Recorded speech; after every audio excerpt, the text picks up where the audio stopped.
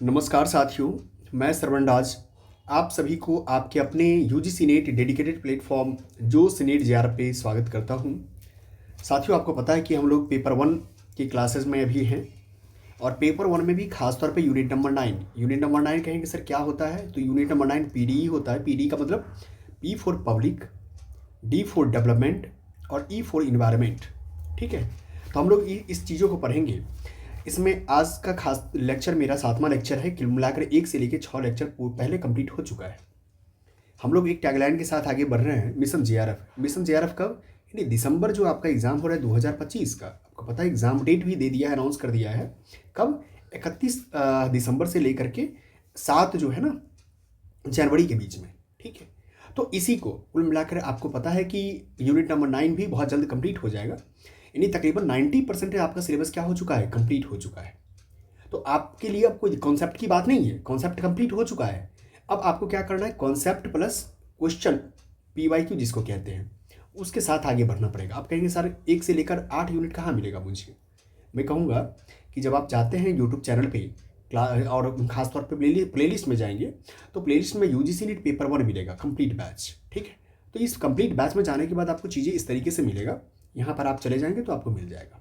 ठीक है, अब हम आगे बढ़ते हैं। इस तरीके से देखिए, अब रखा हुआ है, कहीं से कोई दिक्कत नहीं है। दूसरा ये तो हुआ कॉन्सेप्ट वाली बात। क्वेश्चन वाली बात, जब पीवाईक्यू अपने आप को देखते हैं तो ये 2015 से लेकर 2025 तक का जो है ना पेपर वन का पीवाईक्यू एनालिसिस मैंने किया हुआ है, आप जाकर के वहाँ देख सकते हैं और बहुत ही डिटेल्ड तरीके से बताया हुआ है। 10 यूनिट के बारे में बहुत अच्छे तरीके से बात किया है। अगर मेरा मानना है कि क्वेश्चन प्लस कॉन्सेप्ट आपका दोनों चीज़ हो जाएगा तो इस तरीके से UGC net paper one year wise PYQ analysis 2015 से 25, तो मेरा मानना है कि दोनों चीज़ कर लेते तो आपका नेट जेआरएफ होने में कहीं से क्या है, कोई दिक्कत नहीं होगा। इस दिसंबर की मैं बात कर रहा हूँ। अब आगे बढ़ेंगे, आपके पास यहाँ पर कोर्सेस और प्लेलिस्ट जब में जाएंगे तो तमाम चीज़ें यहाँ पर मिल जाएगा आपको। ठीक है, आप इसको देख सकते हैं। जहाँ मैं आगे बढ़ता हूँ, यूनिट नंबर 9 पता है पब्लिक डेवलपमेंट और इन्वायरमेंट में सेक्शन में है हम लोग। तमाम इस सेक्शन में क्या क्या सेगमेंट था, तमाम चीज़ों को मैंने जिक्र किया हुआ था। यूनिट नंबर 1 है, तो यूनिट नंबर 1 को आप नहीं देखे तो जाकर के सबसे पहले देख लीजिए। ठीक है, साथ में आपको पता होना चाहिए कि हमारे प्लेटफॉर्म पे आप टेलीग्राम चैनल है, टेलीग्राम जरूर से जुड़ जाना है, क्योंकि उसके माध्यम से क्या होगा, अपडेट्स आपको मिलते रहेंगे। जैसे यहाँ पर देखो क्या लिखा हुआ है, पर्यावरण संरक्षण अधिनियम यानी इन्वायरमेंटल प्रोटेक्शन एक्ट 1986 के बारे में, तमाम चीज़ों के बारे में हम लोग जानेंगे। यहाँ क्लाइमेट चेंज, जलवायु परिवर्तन, नेशनल एक्शन प्लान। ठीक है, कई सारे Montreal protocol, Kyoto protocol, Paris agreement, Rio सम्मेलन, बायोडाइवर्सिटी सम्मेलन, सारा चीज़ के बारे में हम लोग पढ़ते हैं। इसी सिलसिला को बढ़ाते हुए आज हम लोग प्रवेश कर गए कहाँ पे, क्लाउड ब्रस्ट में। कहाँ पर प्रवेश किए हैं, क्लाउड ब्रस्ट में। क्लाउड ब्रस्ट का मतलब ही होता है मेघ का विस्फोट, यानी बादल फटना। ठीक है, अब देखिए यहाँ पर क्या लिखा है, मेघ विस्फोट या बादल फटना एक तीव्र अल्पकालिक वर्षा की घटना है। ठीक है, अल्पकालिक होता है लेकिन काफ़ी ज़्यादा वर्षा होता है। ये अक्सर ओले और गरज के साथ होती है और इसकी तीव्र और भारी वर्षा के कारण फ्लैश फ्लड या भूस्खलन का कारण बन सकती है। ठीक है, विशेषता क्या है इसका, ये घटना जो होता है आमतौर पर बहुत छोटी होती है, केवल कुछ मिनटों तक ही चलती है, लेकिन बारिश की मात्रा विशाल हो सकती है। बादल फटना अक्सर अप्रत्याशित होता है और अचानक हो सकता है, जिससे गंभीर मौसम की स्थिति उत्पन्न होती है।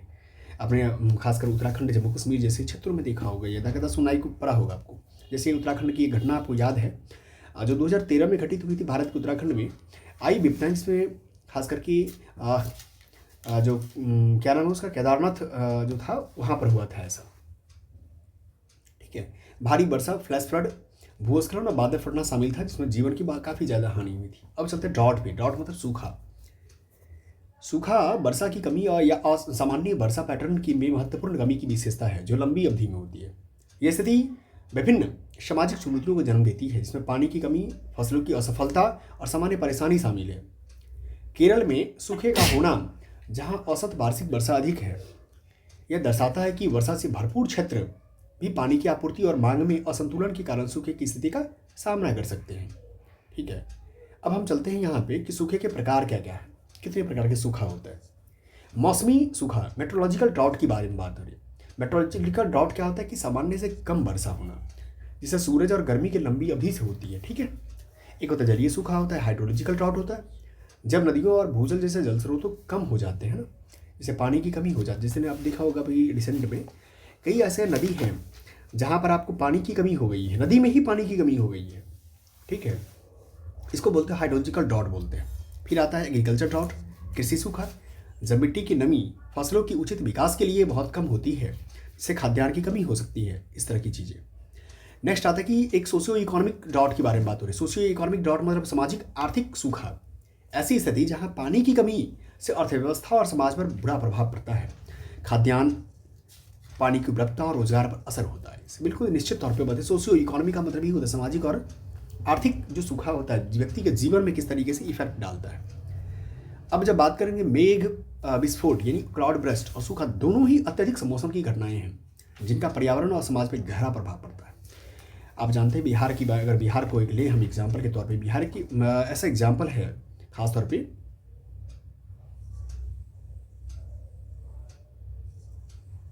ठीक है, इस तरीके से होता है। ये खासकर नॉर्थ बिहार हो गया और ये साउथ बिहार हो गया। नॉर्थ बिहार जहाँ फ्लड को लेकर के परेशान है, ठीक है, फ्लड को लेकर के परेशान है, साउथ बिहार ड्राउट को लेकर परेशान है, ठीक है। तो इस चीज़ें से देखना पड़ता है। तो आप देखिए यहाँ पर क्या कहते हैं, दोनों का दोनों क्या है, मौसम संबंधी है और दोनों काफ़ी ज़्यादा प्रभावित करता है। जबकि सूखा लंबी अवधि की घटना, दीर्घकालिक परिणाम होते हैं। इनके प्रभावों को कम करने के लिए प्रभावी प्रबंधन रणनीतियों की आवश्यकता होती है। बिल्कुल किसी भी चीज़ में आपको स्ट्रैटेजी तो बहुत ज़रूरी है। प्लानिंग विदाउट स्ट्रैटेजी मुझे लगता है किसी भी चीज़ को आप मिटिगेट कर पाएंगे। खास करके आज के दौर में जहाँ पर खासकर तौर पे क्लाइमेट चेंज की जितनी समस्याएं आपको देखने को मिल रहा है। आर्टिफिशियल रेन के बारे में मैं बात करता हूँ, क्योंकि आर्टिफिशियल रेन एक ऐसा चीज़ है जो मॉडर्न एज ही नहीं बल्कि बहुत ही हाई मतलब क्वेश्चन पूछा जाने वाला, PYQ में कई बार पूछा जा चुका है। महत्व की बात करेंगे तो कृषि कृत्रिम वर्षा, सूखे को कम करने, कृषि की सहायता प्रदान करने, वनों की आग को नियंत्रित करने और वायु प्रदूषण को कम करने के लिए महत्वपूर्ण होते हैं, ठीक है। आपने सुना होगा आर्टिफिशियल रेन के बारे में चर्चा। दिल्ली जैसे शहर में ना जब प्रदूषण लेवल काफ़ी ज़्यादा AQI एयर क्वालिटी इंडेक्स जो काफ़ी ज़्यादा उच्च जो चला जाता है, यानी सीवियर हो जाता है, तब जाके आर्टिफिशियल रेन कराया जाता है। टेक्नोलॉजी की बात करेंगे, इसमें क्या होता है तो मुख्यतः क्लाउड सीडिंग होती है इसमें, जिसमें बादलों में चांदी यानी सिल्वर आयोडाइड की बारे में बात हो रही है। सिल्वर आयोडाइड और सूखी बर्फ यानी ठोस जो बर्फ होता है, ठोस बर्फ जिसको कहते हैं, ठोस कार्बन डाइऑक्साइड जिसको बोलते हैं, जैसे पदार्थों की फैलाना शामिल है ताकि वर्षा को प्रेरित किया जा सके। यह कार्य ड्रोन और विमानों का उपयोग करके किया जाता है। नेक्स्ट द वैश्विक उपयोग। चीन, UAE और USA जैसे देश इन टेक्नोलॉजी का विभिन्न पर्यावरणीय आवश्यकताओं को व्यापक रूप से उपयोग करते हैं, जिससे वैश्विक महत्व को दर्शाता है। अब मैं चलता हूँ लैंडस्लाइड के पास। कहाँ चलते हैं? लैंडस्लाइड। मैंने आपको शुरुआत में बताया भी था कि पहाड़ का नक्शा बना करके किस तरीके से लैंडस्लाइड होता है। भूस्खलन ढलान जो होता है निर्माण सामग्री और जैसे चट्टान, मिट्टी और कृत्रिम भरावों के नीचे बाहर की ओर गति होती है, जो अलगाव की सतहों को के साथ होती है। प्रकृति क्या है? ये धीमे या तीव्र हो सकते हैं और पर्वतीय क्षेत्रों में, खड़ी ढलानों वाले क्षेत्रों में, और जहाँ मानवीय गतिविधियों ने प्राकृतिक परिदृश्य को प्रभावित किया है वहाँ हो सकता है, निश्चित तौर पे हो सकता है। अगर कारण की बात करेंगे आप तो भूवैज्ञानिक कारण है, जियोलॉजिकल फैक्टर्स भी वहाँ पर इफेक्टेड होते हैं। जैसे मिट्टी या चट्टान की कमजोरी से भूस्खलन का जोखिम बढ़ जाता है, निश्चित तौर पर बढ़ेगा अगर जियोलॉजिकल फैक्टर इफेक्टेड होगा तो। नेक्स्ट आता है अपर्दन के बारे में, इरोजन के बारे में। वर्षा, हवा या मानवीय गतिविधियों जैसे कि वनों की कटाई से होने वाला अपर्दन ढलानों को भूस्खलन के लिए अधिक प्रबल बनाता है, ठीक है। नेक्स्ट है कि भारी रेनफॉल यानी हैवी रेनफॉल, ये ढलान की सामग्री के वजन को बढ़ा सकती है और खड़ी ढलान पर भूस्खलन को प्रेरित कर सकती है। नेक्स्ट आता है मानवीय गतिविधियाँ, ह्यूमन एक्टिविटीज़। खनन, वनों की कटाई, सिंचाई और निर्माण ढलानों को अस्थिर कर सकता है। तो आपके लिए तमाम ये प्रश्न जो होता है ना, खासतौर पे PYQ के लिए, अब देखेंगे जब बनाएंगे तो आपको पता चल जाएगा किस तरह के, क्योंकि यूनिट में तो मेंशन किया है तो आपसे प्रश्न पूछेगा ही। अब जब नहीं बनाते हैं, गलती करेंगे तो फिर कहेंगे सर ये तो चीज़ें पता ही नहीं चल पाया। नेक्स्ट आता है अर्थक्वेक, भूकंप के कारण भी होता है। ये ज़मीनी सामग्री को ढीला करके भूस्खलन को उत्पन्न करते हैं। जैसे आपने देखा होगा उत्तराखंड जैसे जो गढ़वाल एरिया होता है, गढ़वाल में, इवन गढ़वाल का या कुमाऊं के दोनों क्षेत्र में होता है ऐसा। ज्वालामुखी विस्फोट में वॉल्केनिक एरप्शन की बात करेंगे, तेजी से चलने वाले मिट्टी, चट्टान और कीचड़ को शामिल करने वाले मलबे के प्रवाह एक प्रकार के भूस्खलन को उत्पन्न कर सकते हैं। नेक्स्ट आता है इसका इफेक्ट क्या होता है लैंडस्लाइड का। भूस्खलन से जीवन संपत्ति की क्षति और पर्यावरणीय प्रभाव हो सकते हैं। इसकी रोकथाम में सावधानीपूर्वक भूमि का उपयोग, मिट्टी का स्थिरीकरण और उचित जल निकासी प्रबंधन शामिल होता है। ठीक है। अब आता जंगल की आग, वाइल्ड फायर्स। ठीक है, अब देखिए वाइल्ड फायर्स क्या होता है, वनाग्नि जिसको बोलते हैं। परिभाषा, जंगल की आग ग्रामीण या वन क्षेत्रों में ज्वलनशील वनस्पति में अनियंत्रित रूप से लगने वाली आग को कहते हैं। विशेषताएं, इस प्रकार की आग की अन्य जो आगों से अलग पहचान इसके व्यापक आकार और प्रारंभिक स्रोत से काफी दूर तक तेजी से फैलने की क्षमता होती है। अनिश्चितता क्या है, जंगल की आग अप्रत्याशित होती है, यह अचानक दिशा बदल सकती है। प्राकृतिक या मानव निर्मित बाधाओं जैसे सड़कों, नदियों, अग्नि विरोधी पट्टियों को पार कर सकती है। जंगल की आग अपनी व्यापक आकार और तीव्रता के कारण बड़े पैमाने पर वातावरणिक सामाजिक प्रभाव डाल सकती है। इसका अनियंत्रित विस्तार और अनिश्चितता इसे अन्य आगों से भिन्न बनाती है और इसके प्रबंधन के लिए विशेष रणनीतियों की आवश्यकता होती है। बिल्कुल सही बात। इसी के अंतर्गत देखेंगे, जो आपको मैंने बताया था 2005 की घटना, जो इसे पिछले वाले क्लासेस में, कि गुजरात में जिस प्रकार से कच्छ के क्षेत्र में जो आपको सुनामी आया था, और सुनामी के कारण जो है ज्वार भाटा, सुनामी कहिए ज्वार भाटा की, जो भी इस प्रकार से आया था कि यहाँ पर कई सारे जानमाल की हानि हुई थी। उसी के बाद जस्ट आया था नेशनल डिजास्टर मैनेजमेंट एक्ट 2005 में, उसके बाद ये आया एक्ट। एनडीएमए का परिचय क्या की बात करेंगे तो 2005 में भारत में बनाया गया राष्ट्रीय आपदा प्रबंधन अधिनियम एनडीएमए गृह मंत्रालय को आपदा प्रबंधन के लिए प्राथमिक समन्वयक के रूप में नियुक्त करता है। बिल्कुल सही बात है। प्रमुख निर्णायक संस्थाएं इसमें कौन सा है, सुरक्षा पर कैबिनेट समिति, सीसीएस जिसको कहते हैं। ठीक है, मतलब सिक्योरिटी ऑन कैबिनेट कमेटी समिति कहिए, प्रधानमंत्री सदस्य होते हैं, और राष्ट्रीय संकट प्रबंधन समिति एनडीएमसी जिसको बोलते हैं, शामिल होता है इसमें। एनडीएमए की भूमिका क्या होती है, एनडीएमए की मुख्य भूमिका आपदा प्रबंधन, डिजास्टर्स मैनेजमेंट योजनाओं का विकास करना और उसे क्रियान्वयन की निगरानी प्रदान करना है, जो कि राष्ट्रीय स्तर पर की जाती है।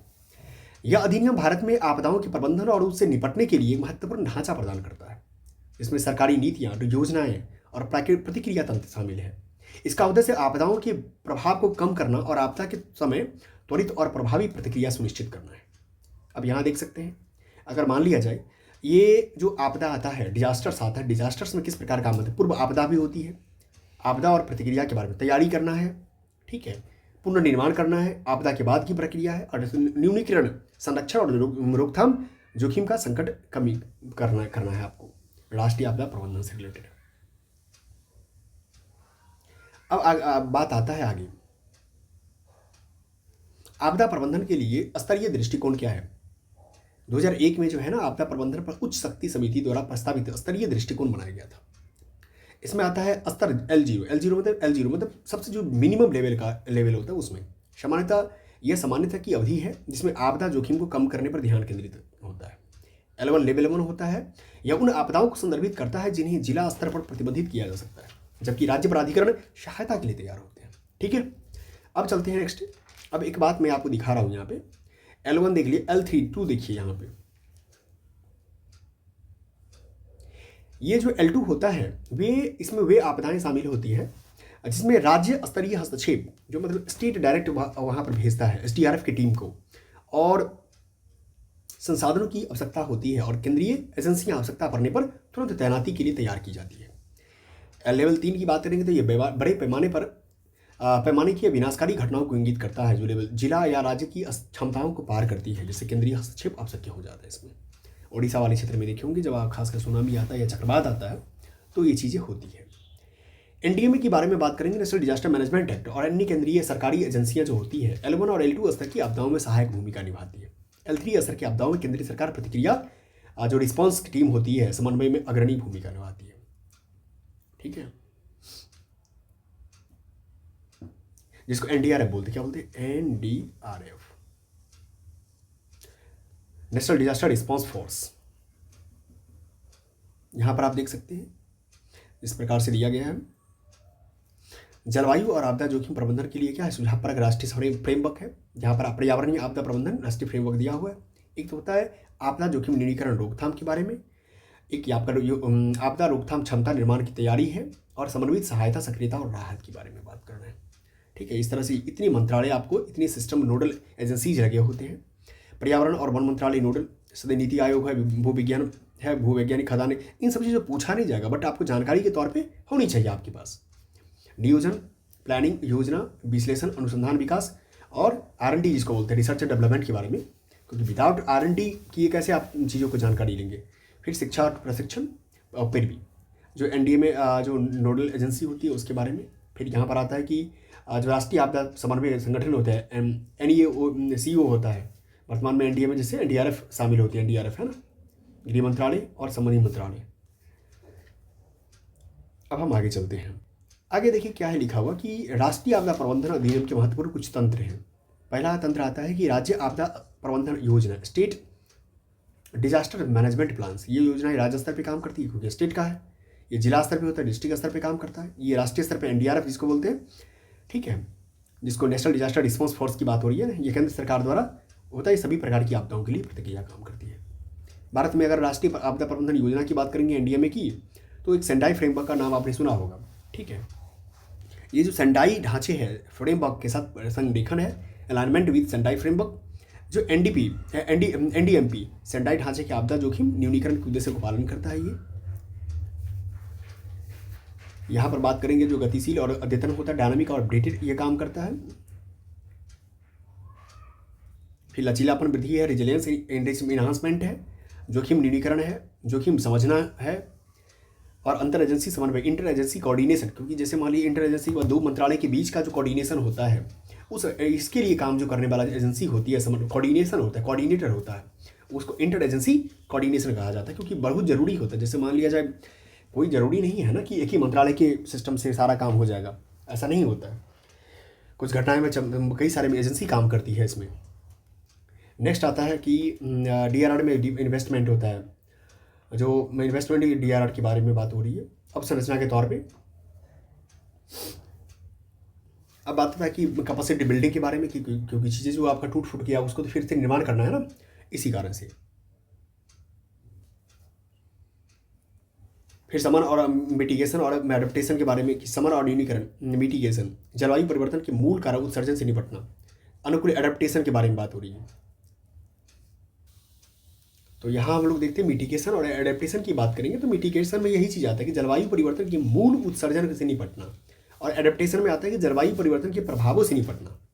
ये तंत्र और योजनाएं भारत में आपदा प्रबंधन यानी डिजास्टर्स मैनेजमेंट के ढांचे को मजबूत करते हैं, जिससे आपदाओं की प्रतिक्रिया निवारण में सहायता मिलती है। ये न केवल तत्काल प्रतिक्रिया में सहायता करते हैं, बल्कि भविष्य की आपदाओं के लिए तैयारी और लचीलापन बढ़ाने में भी योगदान देते हैं। अब यहाँ की बात करेंगे कि जो GHG संगठन की बारे में बात कंसंट्रेशन की, यहाँ पर जलवायु परिवर्तन, इफेक्ट, प्रतिक्रिया, शमन, न्यूनीकरण, अल्पकालिक, मतलब चीज़ें, ये दीर्घकालिक प्रभाव है और इसका अल्पकालिक प्रभाव है, ठीक है। अब हम चलते हैं नेक्स्ट वाले पढ़ते हैं, ह्यूमन डेवलपमेंट, ठीक है, मानव विकास।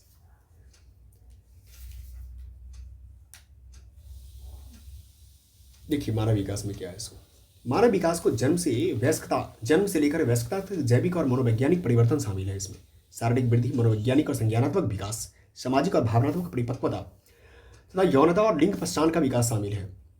खासकर विकास संयुक्त राष्ट्र के लिए एक महत्वपूर्ण अवधारणा है।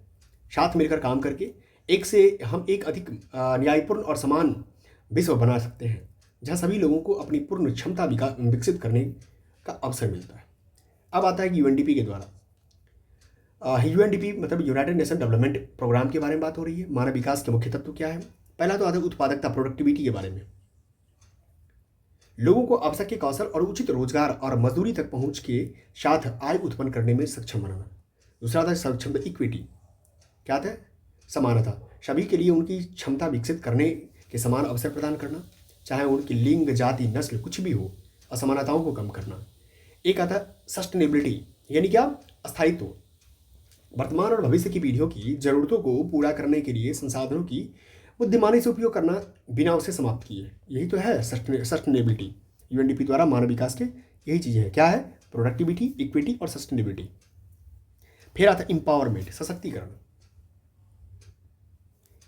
लोगों को अपने जीवन को आकार देने और निर्णय प्रक्रिया में भाग लेने और जानकारी और संसाधन तक पहुंच प्रदान करने की अनुमति है। ये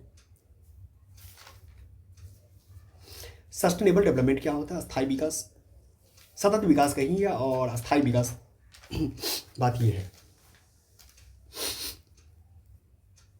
स्थायी विकास का उद्देश्य क्या होता है कि वर्तमान की जरूरतों को पूरा करना है। क्या करना है, वर्तमान की सतत विकास कर सकते हैं इसको समझने के लिए। और बिना भविष्य की पीढ़ियों की इनकी ज़रूरतों को पूरा करने की क्षमता के लिए समझौता करना। विचार क्या है? यह जरूरी मानवीय ज़रूरतों की अवधारणा और टेक्नोलॉजी है। सामाजिक संगठन पर्यावरणीय क्षमता द्वारा लगाई गई सीमाओं को ध्यान में रखता है।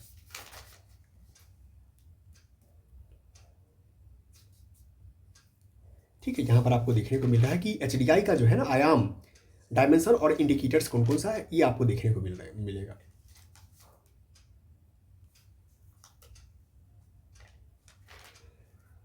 अस्थायी विकास का पर्यावरणीय, सामाजिक और आर्थिक का एकीकरण की आवश्यकता पर जोर देता है। यहाँ पर दिया है मानव विकास सूचकांक, यानी ह्यूमन डेवलपमेंट इंडेक्स के बारे में बात हो रही है। और इसके मापदंड क्या है? पहले तो SDI को संयुक्त राष्ट्र UNDP के द्वारा 1990 के दशक में विकसित किया गया था। ये बात याद रखिए, क्योंकि आपसे कई बार पूछ लेगा कि UNDP जो SDI है, ह्यूमन डेवलपमेंट इंडेक्स, ये मानव विकास सूचकांक, ये कब लाया गया था? तो UNDP के द्वारा 1990 में लाया गया था, संयुक्त राष्ट्र विकास कार्यक्रम। SDI देशों को सामाजिक और आर्थिक विकास का स्तर पर मापता है। मापदंड क्या है? SDI स्वास्थ्य, शिक्षा और आय पर आधारित ये चीज़ें चलती है। यहाँ कहता है क्या? स्वास्थ्य, शिक्षा और आय, तीनों चीज़ ध्यान रखना है। कुछ नहीं याद है तो ये तीनों याद रखना है। SDI की गणना 3 मुख्य संकेतक का उपयोग की जाती है। पहले देखो 3 क्या क्या है। सबसे पहला तो आता है जन्म, ये जो देखते हैं आयाम, इंडिकेटर्स। स्वास्थ्य में क्या है? जन्म पर जीवन प्रत्याशा। ज्ञान पर क्या है? स्कूली शिक्षा के अपेक्षित वर्ष और स्कूली शिक्षा के औसत वर्ष। एक सभ्य जीवन स्तर के बारे में बात करें, GNI प्रति व्यक्ति, यानी जो ग्रॉस नेशनल जो उसका इनकम है, वो इनकम के बारे में, आय के बारे में बात हो रही है। PPP level, purchasing power parity के लेवल पे क्या होता है इसका डॉलर में। तो एक आयाम इंडिकेटर में जन्म प्रत्याशा का सूचकांक बोलते हैं, शिक्षा सूचकांक बोलते हैं और GNI सूचकांक बोलते हैं। कुल मिला के तीनों मिल जाएगा तो क्या बन जाएगा? HDI का मानव विकास सूचकांक। तो आप जो सबसे रिसेंट जो होगा 2024 या 2025 का, ये आप लोग क्या कीजिएगा, देख करके लिख लीजिएगा, जिससे कि आप मुझे कमेंट भी कर दीजिएगा सर 2025 में HDI का रैंकिंग इंडिया का स्थान कौन सा है, इसमें भारत का, खासतौर पे भारत का स्थान कौन सा है। ठीक, कमेंट जरूर कीजिए। नेक्स्ट आता है कि समानता, जो अन्य UNDP सूचकांक होता है, जो अन्य, क्योंकि आपको तो एक तो पता चल गया ना कि HDI है, ह्यूमन डेवलपमेंट इंडेक्स। दूसरा होता है कि HDI का समानता, समायोजित, इक्वलिटी के बारे में, मानव विकास के वितरण को, असमानता को मापता है। क्या करता है? असमानता को, इनइक्वलिटी को मापता है ये।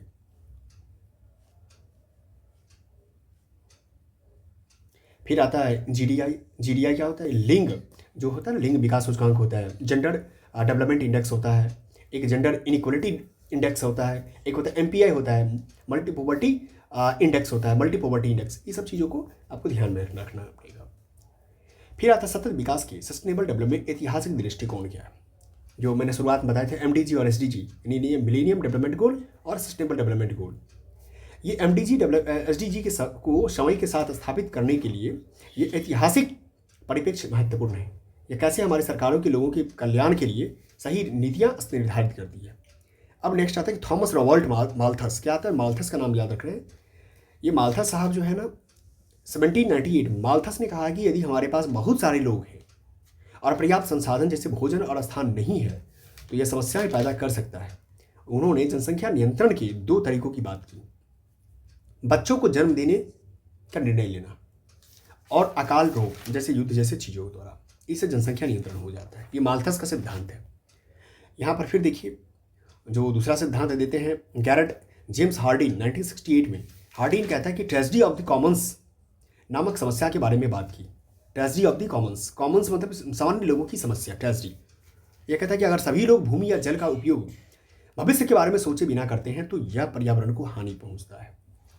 फिर आता है रोम क्लब। रोम क्लब का मतलब कि रोम क्लब यह वैश्विक थिंक टैंक है जो सुनिश्चित करता है कि विश्व में रहने के लिए बेहतर जगह हो, लोगों को बिना ग्रह को नुकसान पहुंचा उनकी आवश्यकता की चीज़ें मिले।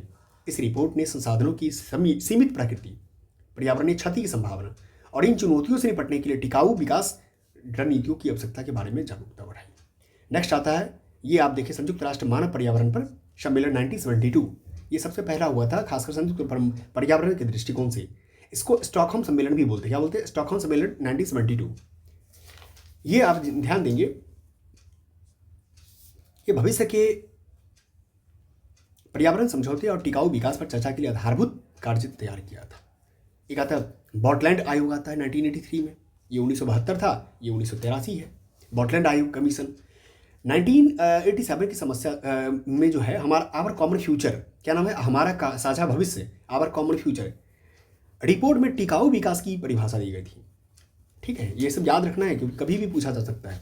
इसका मतलब यह है कि आज की ज़रूरतों को पूरा किए करना बिना भविष्य की पीढ़ियों की उनकी ज़रूरतों को पूरा करने की क्षमता को प्रभावित किए। इसमें आर्थिक, सामाजिक और पर्यावरणीय लक्ष्यों के बीच संतुलन पर जोर दिया जाता है। नेक्स्ट है रियो समिट के बारे में। 1992 में रियो समिट जो हुआ था UNFCCC के द्वारा, तो UNFCCC यही तो यूनाइटेड नेशंस के बारे में हो रही है, खासकर क्लाइमेट चेंज जो होता है इसके रिगार्डिंग। अब क्या है, इस दृष्टिकोण ने विश्व के भविष्य की कल्पना की और जलवायु परिवर्तन, वैश्विक तापमान बढ़ने से निपटने के लिए साझा उत्तरदायित्व पर बल दिया। ठीक, कॉमन रिस्पॉन्सिबिलिटी पर बल दिया। इससे क्या हुआ कि जलवायु परिवर्तन पर संयुक्त राष्ट्र की जो ढांचा समझौता है उसका निर्माण हुआ, जो वैश्विक जलवायु परिवर्तनों में महत्वपूर्ण है। रियो समिट के बारे में बात करें तब आते हैं MDG का 2000 MDG यानी 2000 मिलीनियम सहस्त्राब्दी विकास लक्ष्य देशों में स्वास्थ्य को, शिक्षा को और गरीबी कम करने जैसे कुछ लक्ष्य निर्धारित किए। फिर आया सतत विकास पर संयुक्त राष्ट्र सम्मेलन रियो 20। पहला रियो कब हुआ था? पहला रियो 1992 में हुआ था और 20 साल के बाद आया 2012 में। यह रियो सम्मेलन 1992 के रियो अर्थ समिट के 20 वर्ष बाद हुआ था। अब देखिए, ये जो MDG है, ये MDG खास तौर पे जब बात करेंगे ना तो ऐसा करें साथी, MDG और SDG बहुत ही इंपॉर्टेंट टॉपिक है। ऐसा करते MDG को जो है ना, MDG और SDG सस्टेनेबल डेवलपमेंट गोल और millennium development goal next lecture में हम लोग पढ़ेंगे। ठीक है, बहुत अच्छा रहेगा। यहाँ से पढ़ेंगे तो यहाँ से, क्योंकि प्रत्येक साल क्वेश्चन आया है, यूनिट नंबर 9 से आप देखेंगे तो ज़्यादा बेहतर तरीके से समझ में आएगा आपको। ठीक है, आराम से पढ़िए, मस्त से पढ़िए। अल्टीमेट आपका क्या होना चाहिए, पढ़ाई का वो तरीका अपनाना चाहिए कि पेपर 1 और पेपर 2 आपका दोनों इक्वल ट्रीट करें। हाँ ठीक है, माना कि 50 क्वेश्चन है पेपर 1 में तो इसको 1 घंटा देते हैं, तो पेपर 2 में अगर यहाँ 100 क्वेश्चन है तो पेपर 2 में यहाँ 2 घंटा देंगे, क्या दिक्कत है। बट 2:1 के रेशियो में आपका स्टडी होनी चाहिए। अगर ये 10 घंटा पढ़ते हैं तो ये 5 घंटा पढ़िए, लेकिन पढ़ना जरूरी है। आपको डिसाइड करना पड़ेगा कि किस तरीके से मैं अपना स्ट्रेटजी को डेवलप करूं। और स्ट्रेटजी टॉक देखना चाहते हैं तो मेरे ही प्लेटफॉर्म पे जाएंगे तो आपको मिल जाएगा पूरे कंप्लीट स्ट्रेटजी में बता रखा हूं, पेपर 1 का भी और पेपर 2 का भी। ठीक है, बहुत अच्छे तरीके से बता रखा हूँ। 60 डेज में कैसे आपको कंप्लीट करना है इसकी भी मैं परिचर्चा किया हुआ बहुत अच्छे तरीके से। आपका नेट JRF कैसे हो जाएगा 60 डेज में, इसका भी है। चलिए, बहुत बहुत धन्यवाद आप सभी को बने रहने के लिए। Thank you.